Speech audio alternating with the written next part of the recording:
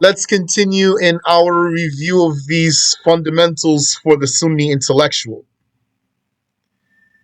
We've reached the fourth book on communicating, and we covered a good portion of this section, but there was a point that I wanted to revisit for you for an important detail that was added.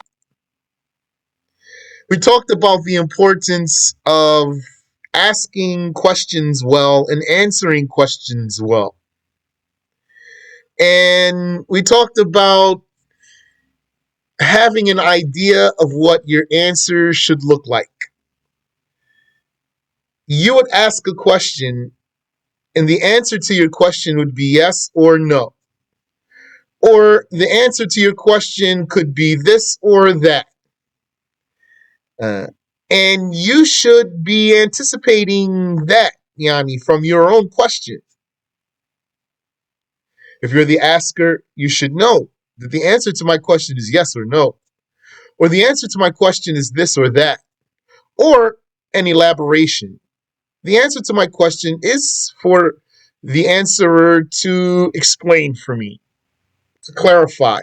And likewise, if you're answering questions, you should recognize that the answer to the question is yes or no, or this or that, or an elaboration. Now, take that and look at how politicians answer questions. Subhanallah wa bihamdi. They don't answer questions. Politicians make it their business, make it their practice and their habit and their goal to not answer your questions as much as they can. But anyway, there is an important answer that must never be overlooked when it is true, which is I do not know. That needed to be put there. Because I told you, if I ask a question and the answer is yes or no, then all I want to hear is yes or no. Or if the answer is this or that, then all I want to hear is the this or that. That's true. But I will accept the answer, I do not know. That's a third answer. Yani, the answer to your question is yes or no, but someone might answer, I don't know. Or the answer could be this or that, and the answerer might answer, I don't know. Or the answer might be some elaboration, and the answerer would say, I do not know. And subhanAllah, we wanted to talk about all of what was said about saying, I do not know. We could just spend the rest of this lesson reading the quotes about the scholars talking about saying, I do not know. So that's very important answer. But also, what's important is to know how to respond to that answer. If someone doesn't know and so he says, I do not know, then in the first place, that's a good thing. That he was able to admit to his ignorance. But depending on your conversation, when someone tells you, I do not know, then you might scold him from there. You don't know, why are you talking? Or if someone says, I do not know, then you might educate him from there. And you say, if you don't know, then let me tell you. Or you might react differently to that answer. But it was important right now just to come back and draw your attention to that answer. La adri, I do not know. And when you don't know, that's better than saying Allahu alam, which means God knows. If someone asks you a question, you don't know the answer. You might say Allahu alam, God knows. But that statement does not mean I do not know. So it's better just to say I do not know. Ameen wa iyyakum. But now let's go back to where we left off. Oh, aware Muslim. When two authentic statements seem to conflict, yani, when it seems that there's a contradiction between them, and it is possible to reconcile them, it is possible to combine them. Yani, they're not really contradictory. You just have to interpret something in a certain way, and then that will enable you to put the statements together. Then one reconciles them. He puts those authentic statements together. He makes them comply with each other by interpreting each one under a specific context. So now I want to share with you just a very little bit of what the scholars, the mujtahids, do uh, when they come across some hadiths of the Prophet alayhi salatu wasalam that might appear to contradict each other, but they don't really. And just to give you an example of how they merge what the Prophet said in different hadiths and show that there is no conflict between the statements of the Prophet alayhi salatu wasalam, the authentic statements of the Prophet alayhi salatu wasalam.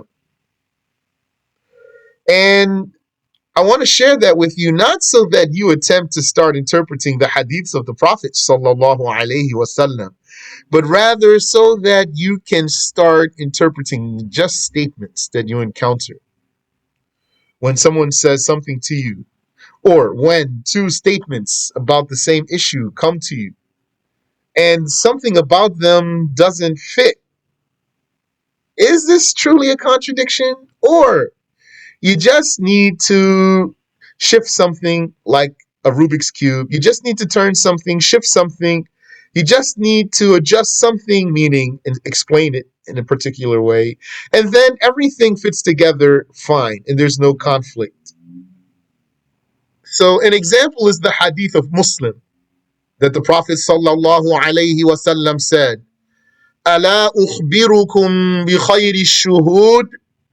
Should I not inform you about the best of witnesses?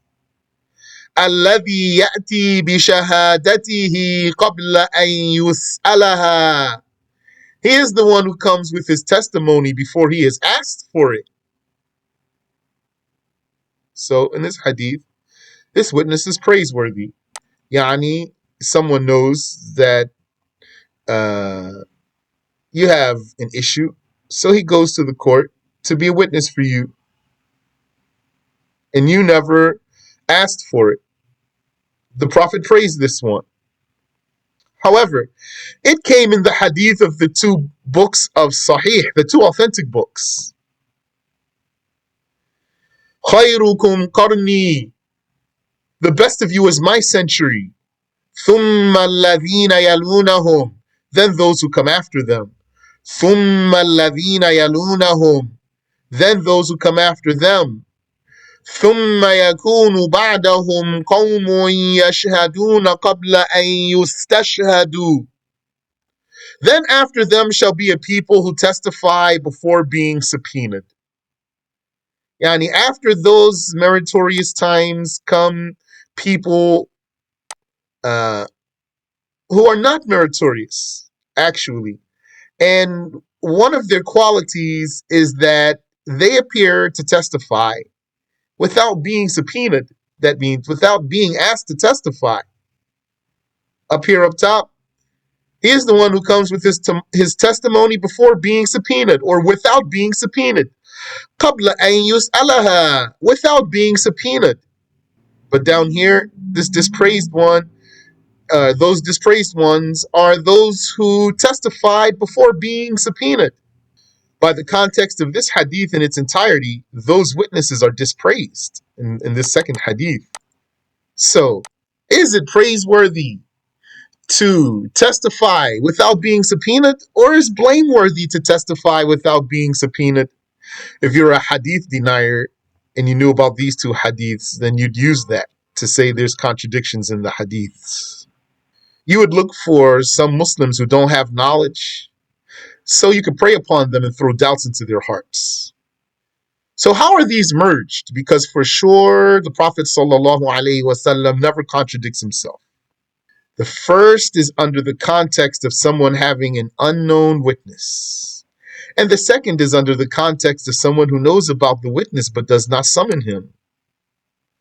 So that's how you put these together. Yani, in the case when the witness was praiseworthy, it's because the one who needed him didn't know about him. And he knew about the one who needed him.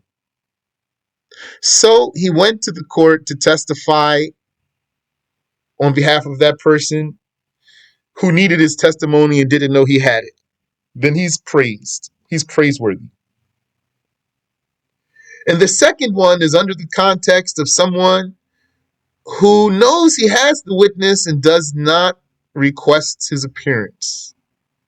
And despite that, this one who's already known and not requested to intervene, he appears and testifies without being subpoenaed. This one is blameworthy. So there's no contradiction here in these hadiths of the Prophet alayhi salatu wassalam. Yani, now you just took a lesson about being sure that you put some statements together before you deem them contradictory. And maybe for some of you, you took another lesson because maybe, possibly, some of you are listening and you have your reservations about the hadiths of the Prophet alayhi salatu wassalam. Maybe you thought there's some contradictions between the hadiths of the Prophet alayhi salatu wassalam. And you should know that there are not two authentic hadiths that contradict each other. Rather, if you thought you encountered two authentic hadiths that contradict each other, then what you do is you blame yourself for not understanding how to put them together. Don't say, oh, these hadiths contradict each other. Rather, you say, oh, I don't know how to put these two hadiths together. This is how to explain what came from Ash-Shafi'i concerning dispraising kalam. Kalam is the theological rhetoric. When we talk about theology in detail, and it's not philosophy. This is Islamic knowledge, not philosophy. When we talk about the attributes of God, and we talk about the attributes of the creations, and we deny any comparison between the creator and the creations. And we talk about that in sophisticated detail. This is the kalam. And we also talk about prophets. And we talk about other things in a certain way. And accompanied with this talk, there's argumentation. So all that is called kalam. In some reports, it was reported that Ash-Shafi'i dispraised kalam. And in some reports, it was mentioned that Ash-Shafi'i dispraised the argumentation of the deviant people. The argumentation of the deviant people. So when we put those together, we know that Ash-Shafi'i is not dispraising the theological Sunni rhetoric, the Sunni theological rhetoric, which is called kalam. That's not what Ash-Shafi'i was dispraising. He was dispraising the argumentation of the heretical groups. And that's called kalam sometimes also. So what would a Wahhabi do when he doesn't like the way you talk about religion? He would say, La, Ash-Shafi'i dispraised the kalam. You are talking that kalam. And Ash-Shafi'i, he dispraised the kalam here. And then he brings you a statement. This statement of Ash-Shafi'i, whatever statement he brings you, because there's several of them, any statement from Ash-Shafi'i dispraising the kalam is actually Ash-Shafi'i dispraising the argumentation of the heretical groups, deviant, innovating groups. We know that by putting the renditions of what Ash-Shafi'i said all together. And if each statement is general from one perspective and specific from another perspective, the generality of each is specified by the context of the other, if possible. That sounds really technical there. But the example will help you understand these words. And you just need to memorize those words if they don't register for you easily. Like the hadith of Abu Dawood and others, that the Prophet ﷺ said, إِذَا بَلَغَ الْمَاءُ قُلَّتَيْنِ فَإِنَّهُ لَا يَنْجُسُ. If water reached the volume of 2 kullats, so that's like about 51 gallons, then surely it does not become filthy. If water reached the volume of 2 kullats, so it's like a barrel of water, a tub of water, about 51 gallons. Do you maybe have one of those big trash bins How many gallons does that hold? Might hold 30 gallons, 40 gallons. It's heavy. إذا بلغ الماء قلتين فإنه لا ينجس.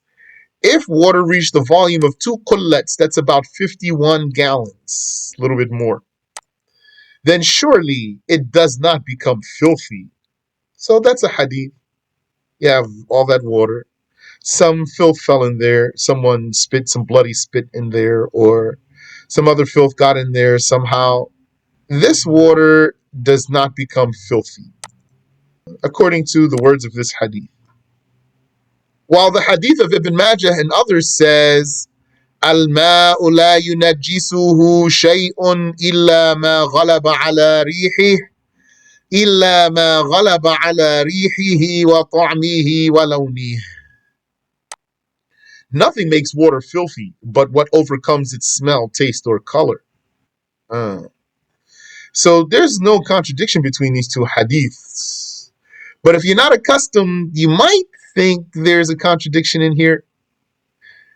As I'm giving you these two hadiths right now, you might say, yeah, there's fine, there's no contradiction here. Or you might be someone saying, how do those two go together? Something's not clicking for me.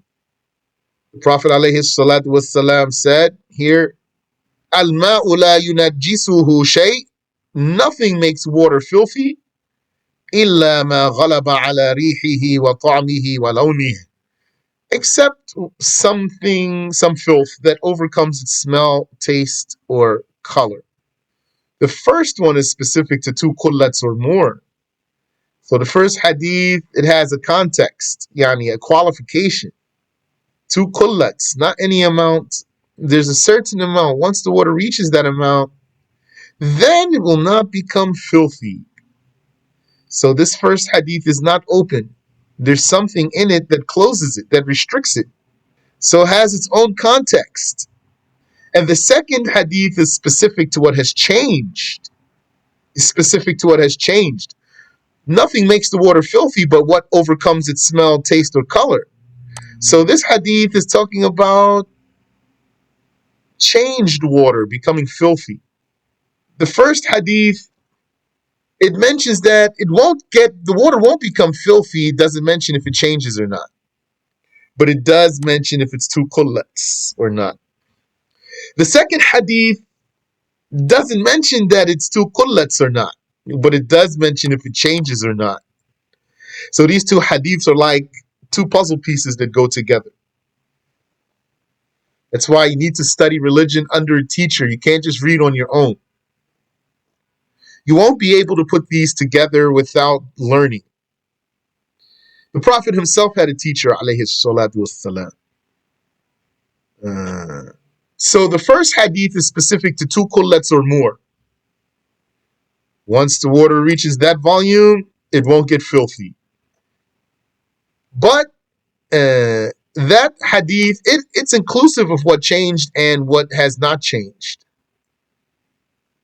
Because it doesn't mention anything about change. If water reached the volume of 2 qullets, it surely does not become filthy. Never? It can't never become filthy? Well, the Prophet said that nothing makes the water filthy except what changes it. So the second hadith is specific to what has changed, as opposed to the first hadith. But it's inclusive of 2 qullets or less. Thus, the inclusiveness of the first is restricted by the specificity of the second. And hence, the judgment is that whatever is less than 2 qullets becomes filthy, even if it did not change. That might be over the heads of some of you. And others amongst you who have studied the obligatory knowledge, then you know this rule. You know the rule, but you might not have known about how those hadiths go together to get to that rule. What did you learn in obligatory knowledge from the Shafi'i school? That if you had a lot of water, it won't become filthy unless it changes. And if you had a little bit of water, it becomes filthy by contact with unexcused filth, even if it does not change. A lot of water stays pure unless it changes. Little bit of water, yani changes from najasa. Little bit of water becomes najasa even if it does not change. So you learn the rule. How did Ash-Shafi'i get to this rule? By putting the hadiths together like you see here. in a way that you probably wouldn't be able to put those hadiths together if you didn't learn. So again, what's the point here? Point here is just to expose you to analyzing statements, especially when it seems like two statements are contradicting each other. They're not, though. Yani they might not be. You want to make sure you analyze statements said to you and then put them together as much as you can. We talk about if those are true statements. I mean, authentic statements. If it is not possible to reconcile two authentic statements, then neither is applied until what tips the scales for one of them becomes clear. Two authentic statements, you can't use both of them because there's no way for you to put them together. Then you drop both of them, unless there's something that gives weight to one of them over the other. And Allah knows best. So that's the end of the section on communicating. Maybe I could have squeezed that in last week. Turned out to be brief. But also, maybe it's heavy, so it's not a bad idea to start with it with a fresh mind.